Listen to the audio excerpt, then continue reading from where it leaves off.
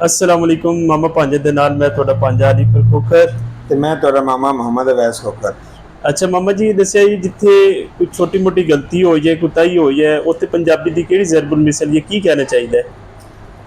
ਇਹ ਜੀ ਬਿਲਕੁਲ ਇਨਸਾਨ ਰੋਜ਼ੇ ਅਵਲ ਤੋਂ ਲੈ ਕੇ ਗਲਤੀ ਤੇ ਖਤਾ ਦਾ ਪੁਤਲਾ ਹੈ, ਲੇਕਿਨ ਕੋਈ ਛੋਟੀ ਮੋਟੀ ਗਲਤੀਆਂ ਐਸੀਆਂ ਵੀ ਹੁੰਦੀਆਂ ਨੇ ਕਿ ਜਿਨ੍ਹਾਂ ਨੂੰ ਜੋ ਹੈ ਨਾ ਉਹ ਬਿਲਕੁਲ ਨਜ਼ਰਅੰਦਾਜ਼ ਵੀ ਕੀਤਾ ਜਾ ਸਕਦਾ ਹੈ।